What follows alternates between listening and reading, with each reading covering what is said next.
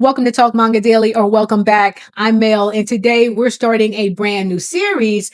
This series has only been out since February of this year.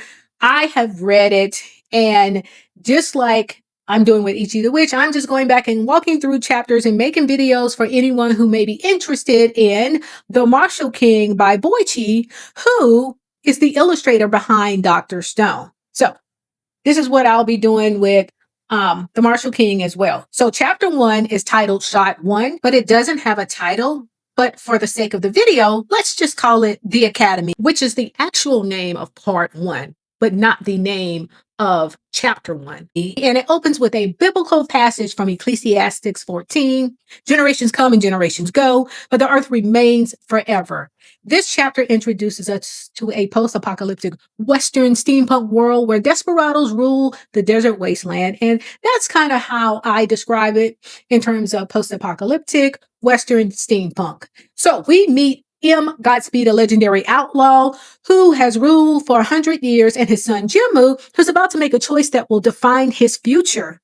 This is a story about legacy, choice, whether the son of the most wicked outlaw can become a marshal. Spoilers ahead. Let's see what the story is about. Page 2 of chapter 1 opens up on a half a panel, and it opens up with a statement, or we can say context. It says, "This generation belonged to the desperados." M. Godspeed stands with his back to a group of desperados looking out over the desert, and he tells them, "My partners in crime, my son is on the way. I have a favor to ask of you," or ask on his behalf. And one desperado responds to M. Godspeed and says, "Why, anything for you, the great Godspeed."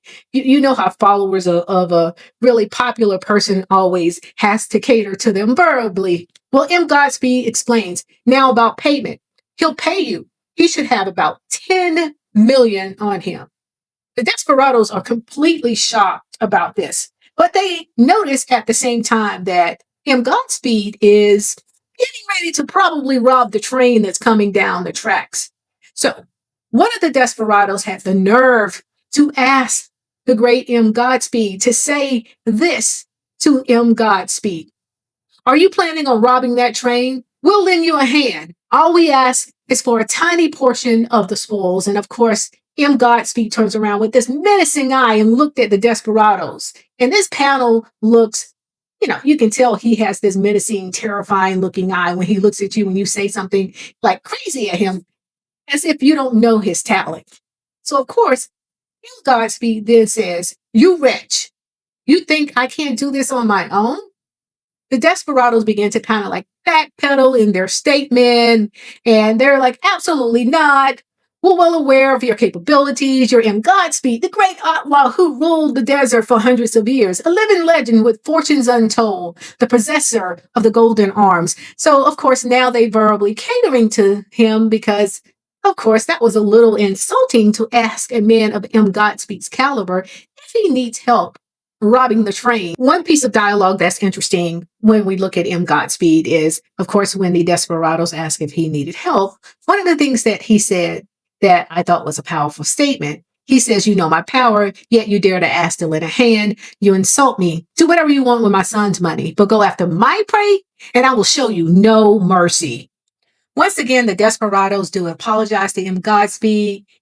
He gives them orders. He says, "I'll pay you 5 million up front. Get things ready for my son." When the desperado asks him if he was a good father, Godspeed basically reveals the truth. He says, "Don't get the wrong idea. As long as my son lives, my riches are meaningless. He's coming to kill me." Then the scene shifts to a steam locomotive barreling down the tracks through the desert. And this particular locomotive has the writing on it, Intercontinental U.S. Central Bank Gold Transport Train, IGTN 500 series. Inside, the engineer spots like something or basically someone on the tracks. And the engineer looks at the captain and says, "Captain, there's a person on the tracks." The captain says, "What is it? What? Is it a train robbery?" "Well, he appears to be alone, sir. It's M. Godspeed standing on the tracks." And of course, the captain hears that name and he's like, "Wait, what? That's M. Godspeed." So M. Godspeed starts to grin as he has the train coming toward him. And he says, "Don't you try to escape me now. Let's dance." The captain isn't intimidated one bit. Why? Because look at this train on the panel. Let's be honest, this train looks like a battleship on the tracks. Don't worry, because M. Godspeed grins. He says, "Don't try to escape me now. Let's dance." Hey, the captain of the train isn't intimidated at all. He said, "Did you think we were unarmed? Don't get too cocky. This may be a transport train, but we can give battleships a run for their money." The locomotive comes at him, basically at M. Godspeed full speed, bristling with guns that look like a tank that's coming out of this train. Like, this setting is amazing, and what Boichi has done with this setting was mixed a lot of different things in. So we get the feel of the West, we get the feel of what looks like steampunk, and we get just a lot of great designs. But let's continue. But the important thing to remember is look at Boichi's artwork in the Marshal King, and this artwork is very aesthetically beautiful. His drawings are just beautiful. The colors that he used throughout these panels, the golden orange that represents the sun, it looks really good. But let's continue.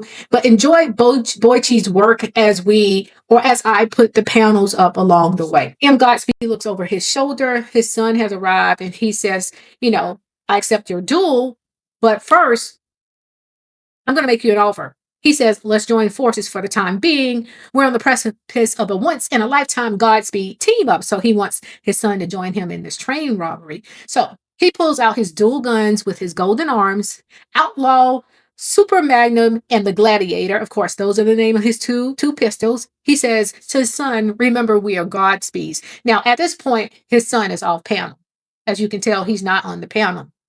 Then M. Godspeed opens fire at the locomotive in a colorful panel of explosion. Then the manga at this point jumps forward 2 months. And what we have is a sheriff and a deputy that spots something or someone in the desert.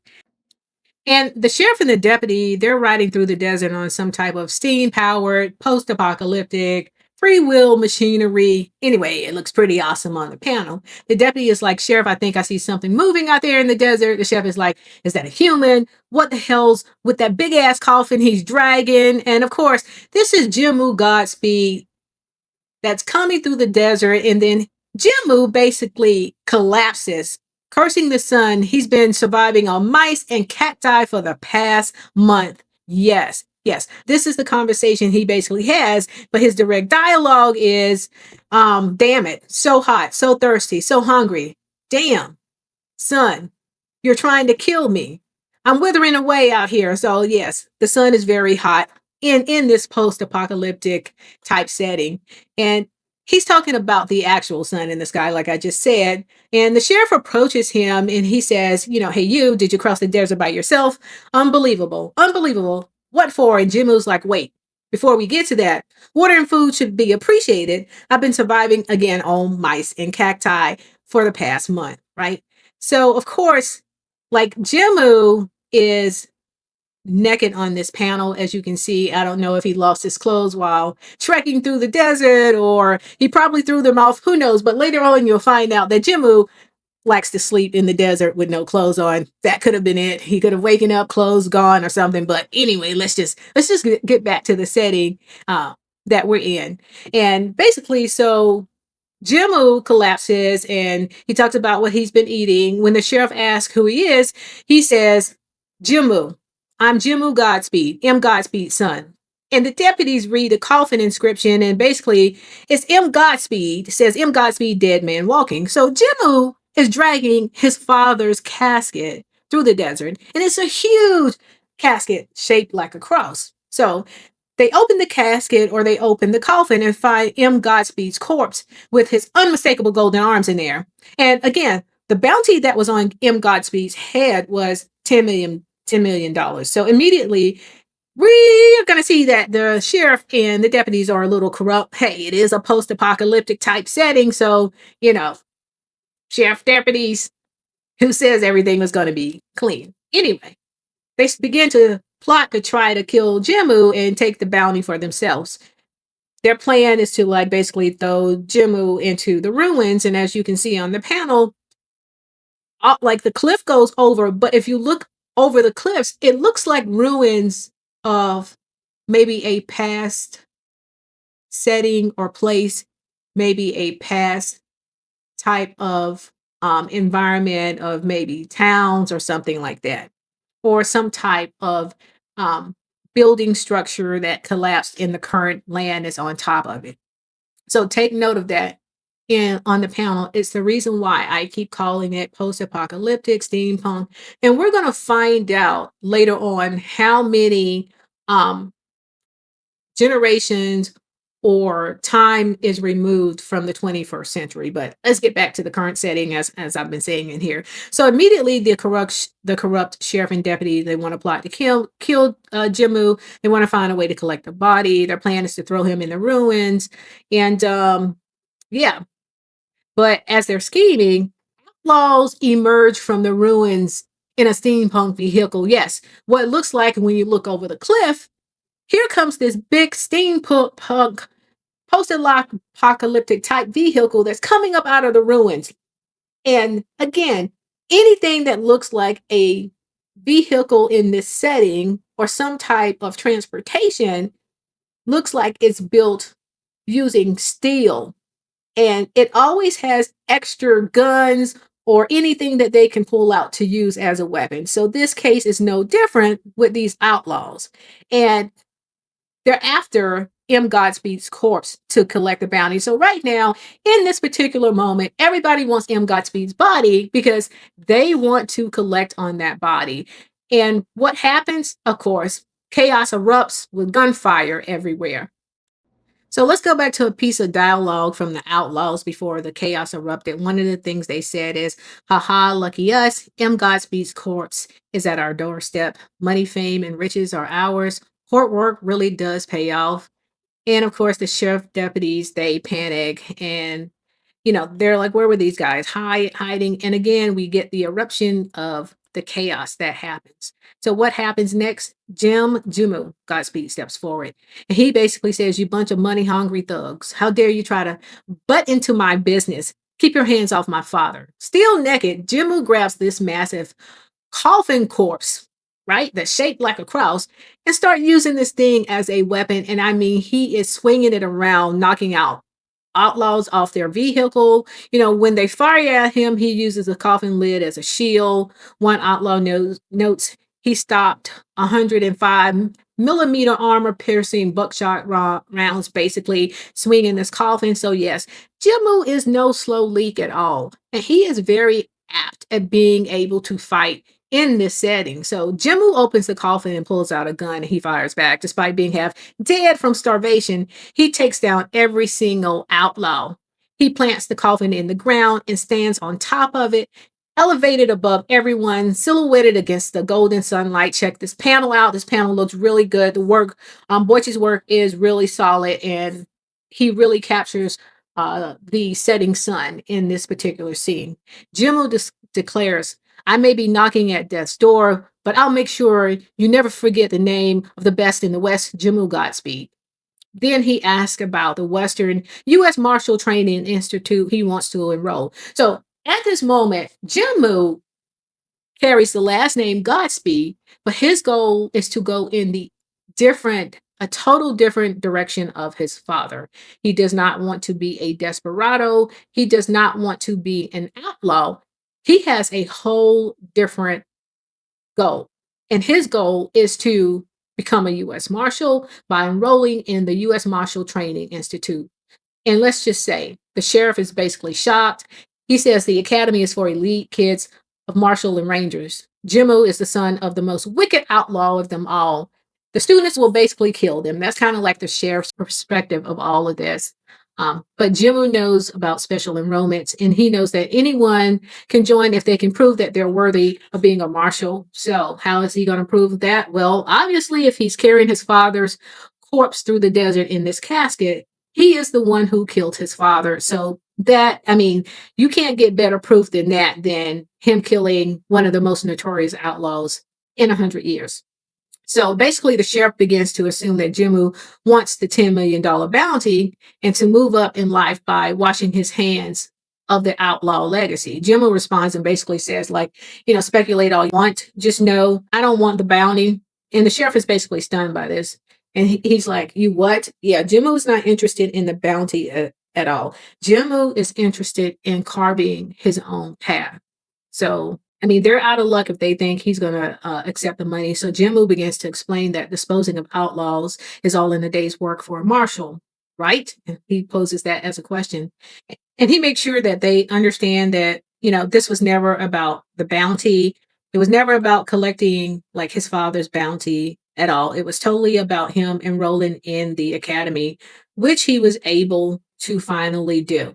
And he was able to do this, of course, with using his father's body. He was approved for enrollment in the academy, which he was aiming for the Western U.S. Marshal Training Institute. 1 week later, on the panel, Jim was fully clothed with his weapon, ammunition, and gear, and he puts on his jacket and hat. And this is pretty much where the story is ending and wrapping up after chapter 1. Here are my thoughts at Talk Manga Daily. This chapter does something really smart. It establishes the world, the power system, and the central conflict without explaining everything up front. We don't see, like what happened at that train robbery, but I'm willing to bet you Jimmu did not participate in the train robbery at all. We don't know exactly how Jimmu killed his father either. We're dropped into the aftermath, 2 months later, and, we have to piece things together about what possibly happened. Godspeed is fascinating because he simultaneously is the villain and I guess attempting to act like a loving father. We still don't know their relationship yet, but it's obvious that they both, father and son, knew each other. He understood that his son was coming to kill him, and he accepted that. He even pays desperados $5 million to help prepare for his son's arrival. But before that fight, he suggests that they team up one last time. And by saying we're on the precipice of a once in a lifetime Godspeed team up. Like I said, I'm willing to bet you they didn't team up. Um, and Godspeed, we know, is an outlaw. And you could say he possibly wanted one last memory of his son, or he wanted to officially make his son an outlaw. I'm sure Jimmu did not fight. Jimmu, basically, he kills his father, drags his corpse across the desert for 2 months, survives on mice and cacti, strange diet, if you ask me, and refuses the $10 million bounty because for him, it was never about the money. It's about justice. And it's also, this is just a pre thought or an early thought, it was about treading a path or going down a path that's very different from his father. And we still don't know why he's so hell bent or beholden to be more of a marshal than an outlaw, but that stems from something and we haven't got that yet. So let's just look forward in the unfolding of the story. So what do we get in terms of world building? The world building to start out, we do know that this is a post-apocalyptic Japan, but like I said, later on we'll learn like what happened between the 21st century and the current post-apocalyptic setting of this story. Also, Jimmu is choosing to become a marshal in a world where law enforcement is just as crooked as the outlaws. That's some of the real conflict. And I'm certain that he is going to run up against that again. He's determined to prove himself worthy, but reforming a broken system from the inside.